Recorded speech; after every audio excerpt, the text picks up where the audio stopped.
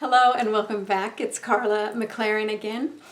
This week we're going to look at the second aspect of empathy that comes from the model I designed as I was writing my book, The Art of Empathy.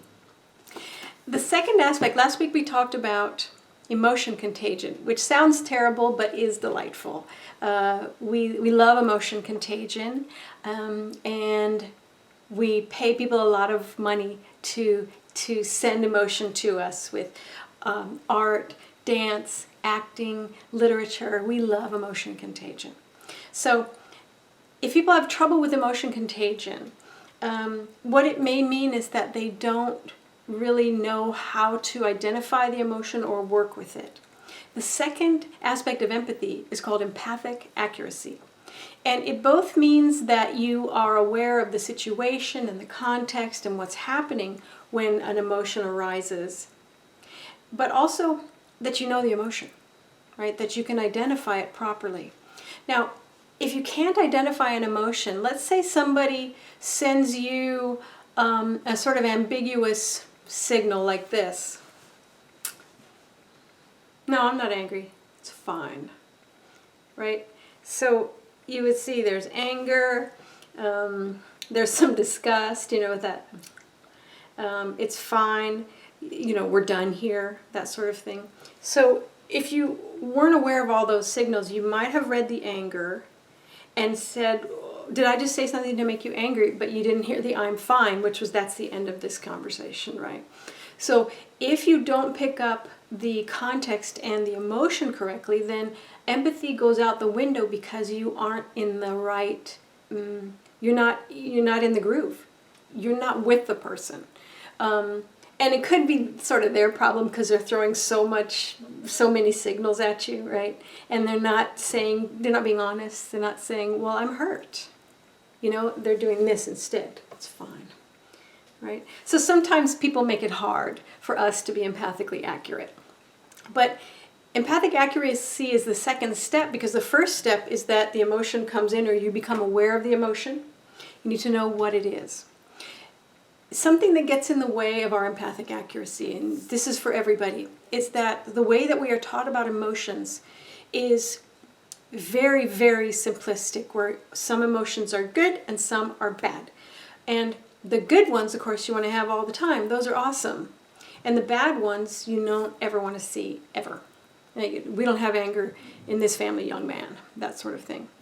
And we teach people these really unhelpful things about emotions before they can talk. For instance, we do it to babies. Let me say, oh, don't cry, oh, don't cry, there's nothing to cry about. And so what that tells a baby is crying is not okay, and it really disturbs other people. So the whole realm of sadness and letting go gets sort of knocked away before a baby can even speak. Here's another one. You don't get mad at me, young lady. So we're taught, what is the baby taught?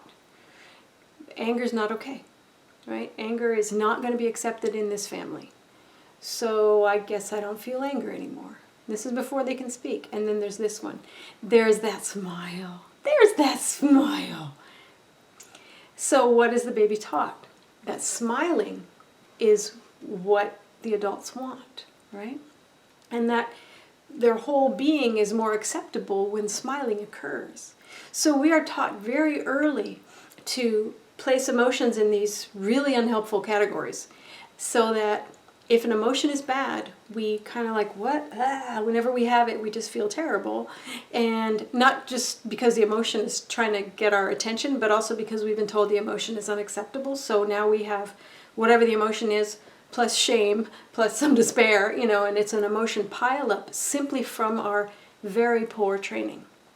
And then we look at the supposedly good emotions, right? The ones that people will reward us for, and we try to have them all the time. And those poor emotions they feel put upon. The happinesses are like, can you please feel another emotion? I have something to do. I want to rest. So for many of us, this good and bad emotion nonsense makes us emotionally incompetent. Not because we're unintelligent, but because we have not been given the training we need to be able to maintain our equanimity and our focus in the presence of all emotions. So let's say an emotion comes up, and it's an emotion you've been taught to hate and despise and, despair of. And so your empathic accuracy isn't going to say, oh, there's that emotion. It's going to be like, oh, that's a bad person, right? So your empathy will stop then, right? And your empathy has to be focused on what the other person is feeling so that you can respond appropriately. And so if they're feeling an emotion that you have been taught not to care about or to hate, that's another negative emotion, right? Your accuracy may lead you to an unempathic response, right? You might say, there's nothing to be afraid of, only cowards or blah, blah, blah. Or, don't cry, don't cry. I mean, people say this to adults. Don't cry, it'll be okay. Instead of being present with the person, you're going to want to manage or slap down their emotion. So empathic accuracy is really important to take all this strange training about emotions off and learn how to identify emotions as themselves and to understand why they're there and what their purpose is, because each one has a purpose. I'll put a link underneath this video to a free downloadable emotional vocabulary list, which helps you identify each emotion at 3 different levels of intensity. And that's really important to understand, that an emotion isn't just, here's anger, rage. Anger has many, many, many levels of its presentation. And so learning how to read all of those levels will make you more empathically accurate. So that if someone's doing this, it's fine. You can read the emotion, right? Instead of just listening to the words and being confused. You can read, oh, there's some soft anger. She's trying to hide it. She's looking away. You can be able to sort of become a better emotion detective in this world. So it's called the Emotional Vocabulary List, and it's free on my site. And when I say free, I mean free. You don't have to sign up for anything. So with empathic accuracy, this is the second step. The first is the emotion or the situation arises. The second is you identify it correctly. Because if you don't, you are in a different room, right? You are in a different place. And so we've all had that experience when we've come to say to someone, I feel this way and this is what's going on for me. And the person says, well, you really shouldn't feel that way. And that's the end of empathy right there, right?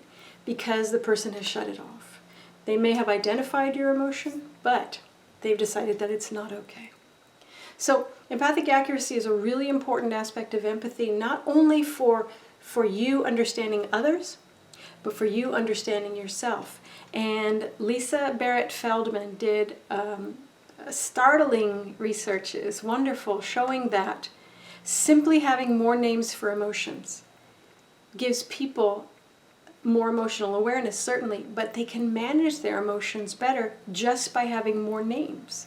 So we made the Emotional Vocabulary List a couple of years ago before I ever heard of Lisa's work. But I just love that, just having more names for anger. I'm mad, I'm frustrated, I'm peeved, I'm irked, I'm sarcastic, I'm this, I'm that. That you can start to identify the emotion, and instead of feeling like I'm just overwhelmed with, I don't know what this emotion is, it's probably a bad one, you can begin to sort of articulate. And as you articulate and you say the emotion to yourself, it's like your whole body goes, oh, that's anger. Okay, I know what to do now, right? Instead of what is going on here. So learning more about just simply learning the names for emotion can help you become not just more emotionally competent in yourself, which is great, but emotionally competent in your relationships.